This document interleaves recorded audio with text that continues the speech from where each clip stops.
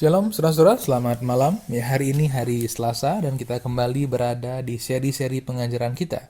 Dan khususnya pada saat-saat ini kita masih berada di seri-seri pengajaran Injil Markus, ya. Dan sekarang kita akan membahas Injil Markus 6 ayat 6b sampai dengan yang ke-13. Injil Markus 6 ayat 6b sampai dengan yang ke-13. Saya akan bacakan bagi saudara-saudara sekalian. Lalu Yesus berjalan berkeliling dari desa ke desa sambil mengajar. Ia memanggil ke-12 murid itu dan mengutus mereka berdua-dua.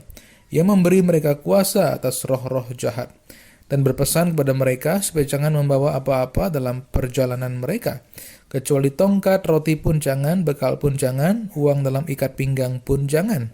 Boleh memakai alas kaki, tetapi jangan memakai dua baju. Katanya selanjutnya kepada mereka, kalau di suatu tempat kamu sudah diterima dalam suatu rumah, tinggallah di situ sampai kamu berangkat dari tempat itu. Dan kalau ada suatu tempat yang tidak mau menerima kamu, dan kalau mereka tidak mau mendengarkan kamu, keluarlah dari situ dan kebaskanlah debu yang di kakimu sebagai peringatan bagi mereka. Lalu pergilah mereka memberitakan bahwa orang harus bertobat. Dan mereka mengusir banyak setan dan mengoles banyak orang sakit dengan minyak dan menyembuhkan mereka. Amin. Tema renungan kita, pengajaran kita pada malam hari ini adalah melayani dalam pengutusan. Ya, melayani dalam pengutusan. Saudara-saudara, ketika Tuhan Yesus memanggil murid-muridnya, Ia mengajar mereka melalui apa yang mereka lihat, melalui apa yang mereka dengar, dan melalui apa yang dapat mereka kecap daripadanya. Tuhan Yesus benar-benar memberikan mereka kesempatan yang sangat besar untuk dapat menyaksikan dan ikut merasakan bagaimana Ia melayani, saudara-saudara. Kemudian Tuhan juga memberi kesempatan untuk mereka bertanya mengenai hal-hal yang mereka tidak dapat mengerti dalam pengajarannya. Saudara-saudara, ketika waktunya sudah tiba, Tuhan Yesus memberikan kesempatan kepada mereka untuk melayani dengan mempraktekkan apa yang telah mereka terima dari Tuhan. Dan hal ini sebenarnya hal yang sangat penting. Karena agar seseorang dapat melayani dengan cakap, maka mereka harus diajar dan diberi kesempatan untuk menerapkan pengajaran yang mereka peroleh, saudara-saudara. Karena ketika seseorang berada dalam ruang kelas, ya, maka sebesar apapun tantangannya, mereka tetap berada di dalam kelas yang aman. Tetapi ketika seseorang melayani di dalam komunitas masyarakat luas, mereka betul-betul dikondisikan untuk mempraktekkan segala sesuatu yang mereka ketahui dan iman yang dikaruniakan pada mereka. Hal inilah, saudara-saudara, yang membuat ilmu yang dipelajari, kalau sudah dipraktekkan, ya, menjadi terasah dan teruji. Ya. Dan rupanya, saudara-saudara, praktek pelayanan sudah diterapkan juga oleh hampir semua sekolah teologi. Ya, di beberapa kampus, mereka menerapkan beberapa kali praktek pelayanan. Saya sendiri, saudara-saudara, ketika masih di kampus dulu, mendapat kesempatan untuk praktek full time, ya, kurang lebih 3 kali sampai di wisuda. Dan hal ini rupanya sangat menolong, saudara-saudara, karena bagaimanapun banyaknya pelajaran yang kita terima, ya, tanpa mempraktekkannya, hal itu tetap hanya sebuah teori di pikiran kita. Namun, ketika kita sudah mempraktekannya, kita pun menyadari dalam hal apa, ya, kita masih perlu belajar dan bagaimana Tuhan secara nyata dapat menyentuh hati banyak orang. Saudara-saudara, di dalam panggilan dan pengutusan para murid, ya, yang Tuhan lakukan bagi mereka, yakni bagian yang kita baca ini, saudara-saudara, latihan atau praktek pelayanan ini adalah sesuatu hal yang harus mereka lewati sebelum betul-betul diutus ke seluruh dunia. Ya. Bahkan hal ini saudara-saudara dapat dikatakan sebagai sebuah persiapan guna tugas pengutusan pelayanan yang lebih besar di kemudian hari.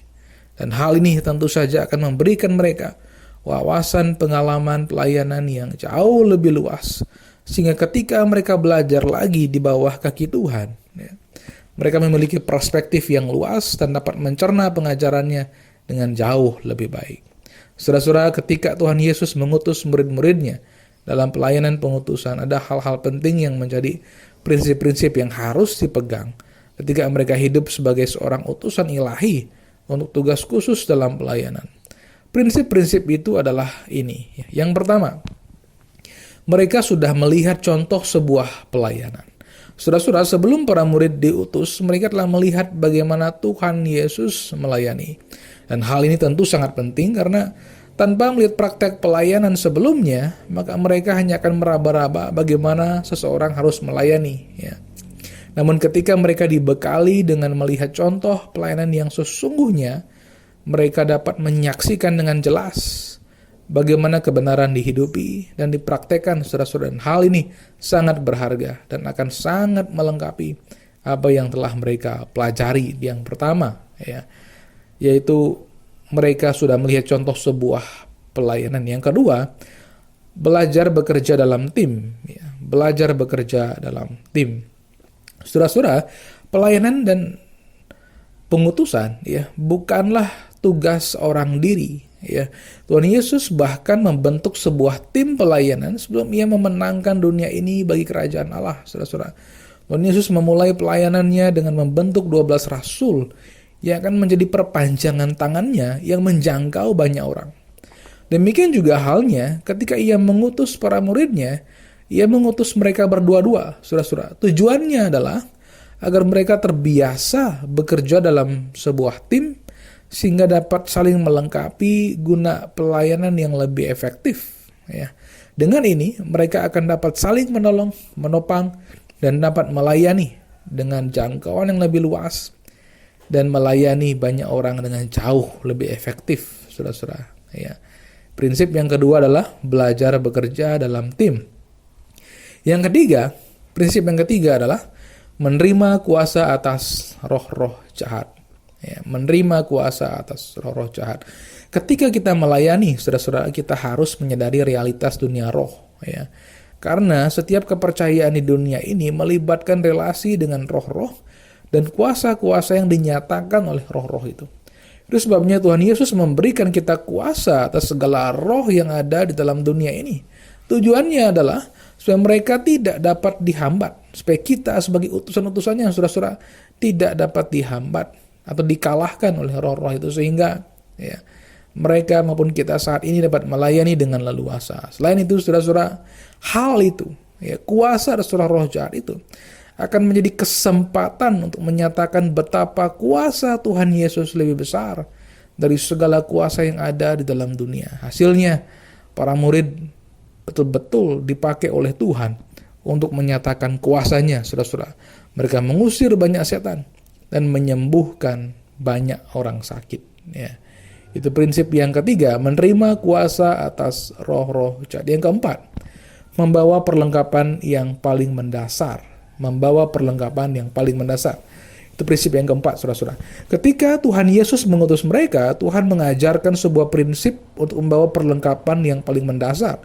Hal ini, saudara-saudara, penting karena mereka sedang melayani dan bukan sedang piknik. Membawa banyak perlengkapan akan menghambat gerakan mereka. Namun dengan perlengkapan yang mendasar, mereka dapat bergerak dengan cepat dan leluasa ke banyak tempat. Selain itu, saudara-saudara, dengan membawa perlengkapan dasar, mereka belajar berjalan dengan iman. Bahwa Tuhan memelihara mereka.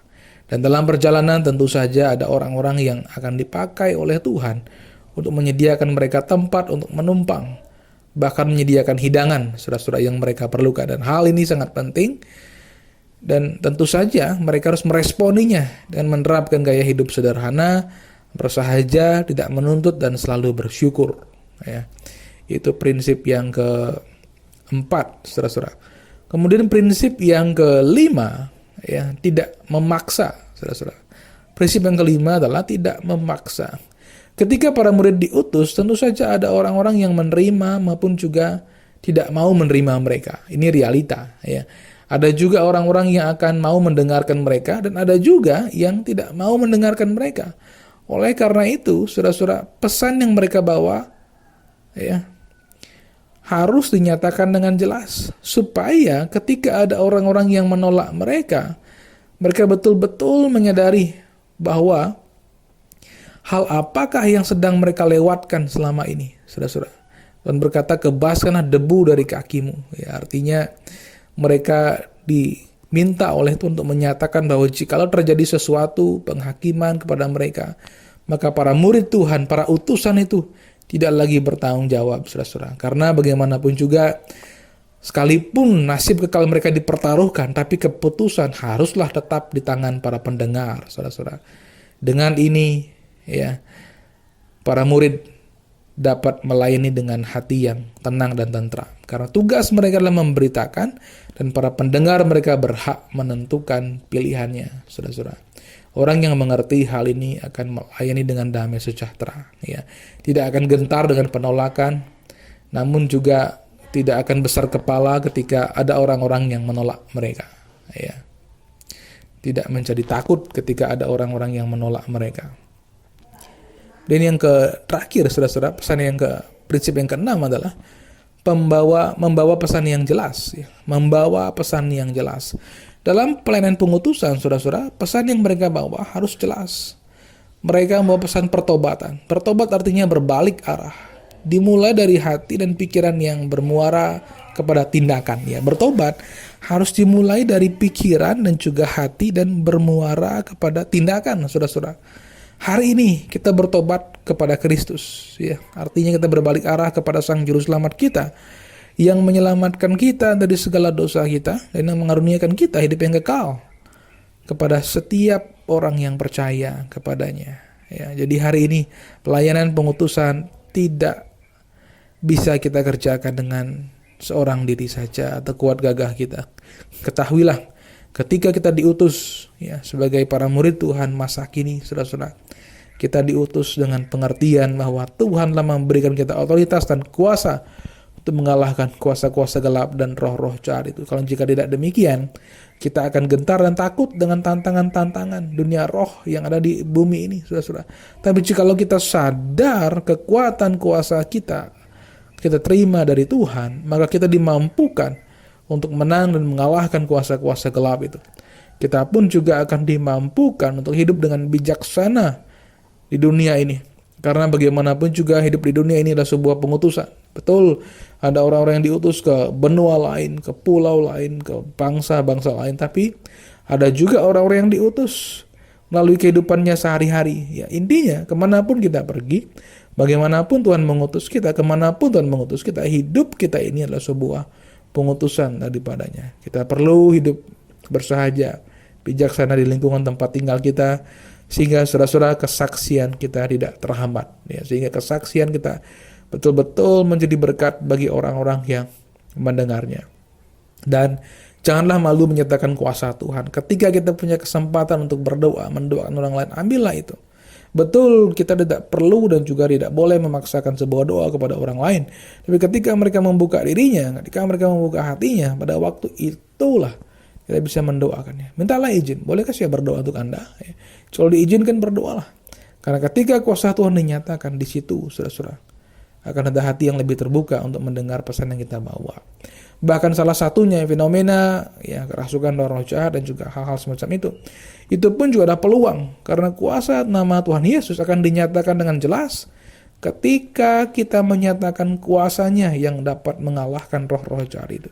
Dan tentu saja orang-orang yang dibebaskan dari roh-roh jahat biasanya memang tidak mau diganggu oleh roh-roh jahat lagi. Sudah pernah dijajah, sudah pernah dikalahkan. Dan jikalau orang itu sadar hal itu dan berani dengan jujur, ya, menyatakan bahwa mereka memiliki kebutuhan itu, saudara-saudara, maka mereka, saya yakin sekali, akan mau mendengarkan otoritas kuasa yang Tuhan Yesus sediakan bagi setiap orang yang percaya kepadanya.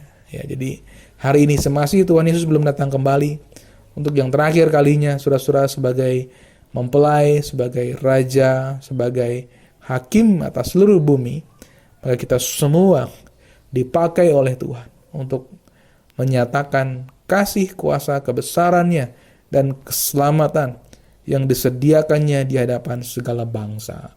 Berbahagialah orang-orang yang telah mendengar, orang-orang yang telah menjadi percaya kepada berita Injil, orang-orang yang telah bertobat kepada Kristus. Hidup mereka, ya, tidak akan pernah sia-sia. Mereka sudah berada di tangan Tuhan. Kita semua juga yang percaya sudah berada di tangan Tuhan, dan kini kita dapat menghidupi pengutusan kita sebagai orang-orang yang dipakainya, saudara-saudara. Karena sesungguhnya tubuh Kristus adalah kita semua yang percaya. Melalui kitalah Tuhan memberitakan kebesaran, kemuliaan, dan karya penyelamatannya. Amin. Tuhan Yesus memberkati kita semua.